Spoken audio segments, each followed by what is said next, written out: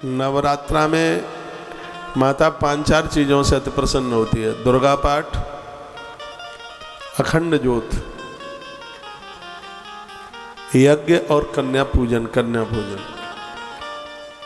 ये चारों चीजें माता को हाँ 5वीं और है, एक है घट स्थापन। ये पांचों चीज माँ को अति प्रसन्न कर देती है। उसी के बारे में श्रीमद् देवी भागवत में इसकी बड़ी चर्चा की गई है। कहा गया है कि इसमें जो कन्या पूजन की बात बताई गई है, एकैका पूज्ये नित्यम एक वृद्धा तथा पुनः द्विगुणम त्रिगुणम वापि प्रत्येक नवकम चवा। अपने धर्म को सार्थक करने के लिए एक बेटी, 3, 5, 7, 9, 45, 81 बेटी, एक दिन की 9 दिन की 81। कन्या पूजन से मां अति प्रसन्न होती है। कन्याओं का पूजन करने से गर्भ में संतान सुरक्षित रहती है। और मैं कहता हूँ कि जान अनजान में कैसे भी किसी नारी ने गर्भ में संतान को समाप्त किया है,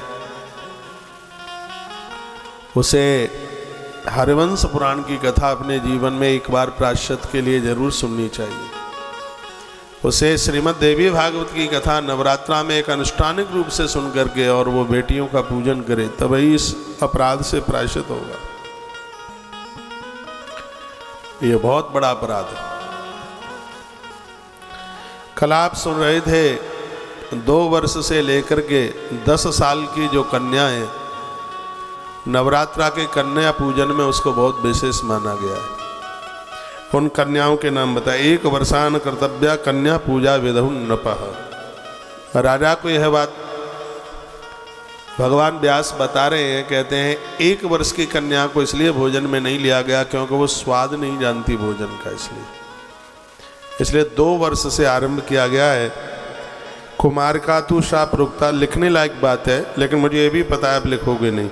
2 वर्षाया भवेद् 2 साल की बेटी को कुमारी कहते हैं। त्रमूर्ति चतुर्वर्षा च कल्याणी चतुर्दका, 3 वर्ष की कन्या को त्रमूर्ति कहते हैं। 4 साल की कन्या को कल्याणी कहते हैं। 5 साल की बेटी को रोहिणी कहते हैं। रोहिणी पंचवर्षा,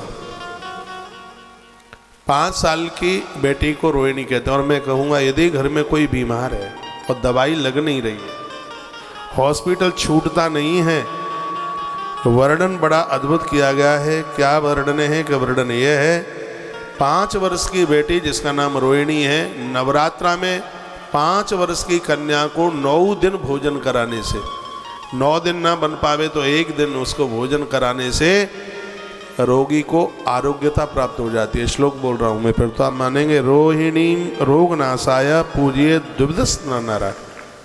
ये देवी भागवत कहती है कि 5 वर्ष की जो कन्या है उसका नाम रोहिणी है, और नवरात्रा में इसको भोजन कराने से, इसका पूजन करने से रोगों का नाश हो जाता है। यदि घर में कोई ऐसा बीमार है, कोई रुग्ण व्यक्ति है और उसको दवाई अस्पताल की लग नहीं रही है, 5 वर्ष की कन्या को पूजन करके, उसको भोजन करा के, उसके चरण धोकर, चरणोदक लेकर के उसको चुनरी उड़ाई जाए, उसका पूजन किया जावे। और यदि कोई रुग्ण व्यक्ति है या उसके हाथ से करवा दो, उसके निमित्त या फिर आप कर दें, उसको आरोग्यता मिल जाएगी। ऐसा भगवान व्यास दावे के साथ बोल रहे हैं। दावा करके कहते हैं कि 5 वर्ष की कन्या को भोजन करा के आरोग्यता मिल जाएगी, स्वास्थ्य लाभ मिल जाएगा, मरीज ठीक हो जाएगा।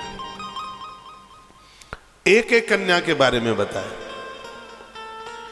तो रोहिणी पंचवर्षा, 6 वर्षा कालिका स्मृता, 6 वर्ष की जो कन्या है उसका नाम है कालिका। और कालिका जो बेटी है उसकी क्या महिमा है ये भी आप सुनेंगे। चंडिका 7 वर्षा, 7 वर्ष की जो कन्या है उसका नाम है चंडिका। और 8 वर्षा च सांभवी, 8 वर्ष की जो कन्या है उसका नाम है सांभवी। और 9 वर्षा भवेद् दुर्गा, जो 9 साल की जो कन्या है वो साक्षात दुर्गा है, साक्षात भगवती है दुर्गा।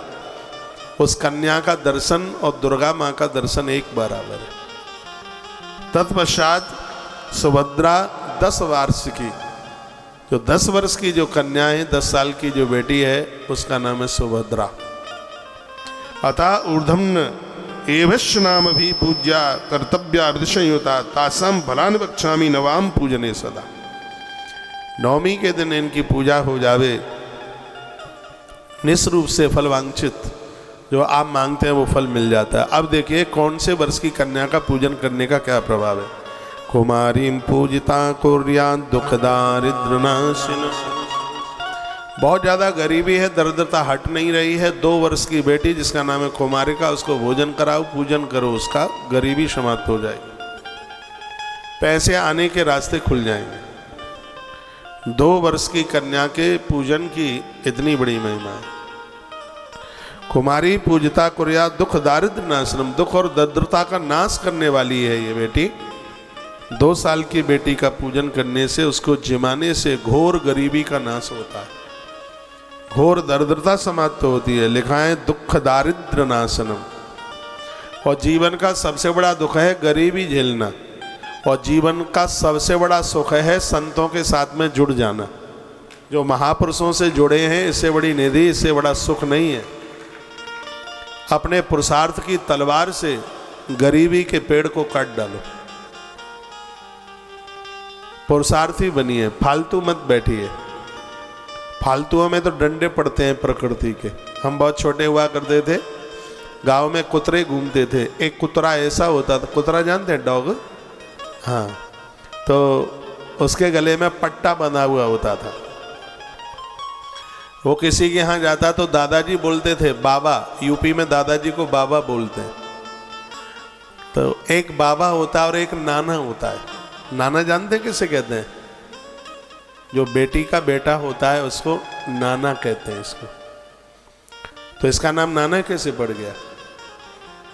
वो बेटे का बेटा सामने आया और अपने बाबा जी को कहने लगा, दादाजी को कहने लगा, दादाजी अब तो तुम्हारी बाय बाय उसमें है, अब घर छोड़ो, वृंदावन चले जाओ, अब घर की मालकी है पापा को दे दो, तभी तुम्हारी बाय बाय होगी बाबा, तभी तुम्हारी खूब तुम्हारा मान बढ़ेगा, आदर बढ़ेगा। तुमने तो बहुत घर की मालकी कर ली, घर बहुत चला लिया, अब मेरे पापा का नंबर आ जाने दो। तो वो बूढ़े दादाजी चल पड़े। इतने में उन दिनों में गर्मी का समय था, बेटी का बेटा भी आया था। जब गर्मियों की छुट्टी होती थी तब नाना नानी के यहाँ जाते ही थे। तब तो बच्चा बोला, ना ना ना, आप चले जाएंगे तो मेरी मम्मी बहुत रोएगी। बेटे का बेटा हो सकता है तुम्हें घर से बाहर भी कर दे, लेकिन बिटिया का बेटा तुम्हें जाने से रोक लेगा। इसलिए बेटी के बेटे पर खूब लाड किया करो। लेकिन आप इतने पक्षपाती हो, अपने बच्चों के बच्चों से इतना लाड करते हैं, और बेटी की शादी हो और आपका बेटा भतई बन के जाता है तो बुढ़ा 6 बार पूछता है, ज़्यादा दे के मत आ जाना, तेरी भी रिंग की शादी के लिए हो रही है। उसको अपनी रिंकी की इतनी उसको फिक्र होती है। बेटी का विवाह तुमने क्या किया, उसको ऐसे पराया कर दिया है। ऐसा मत कीजिए।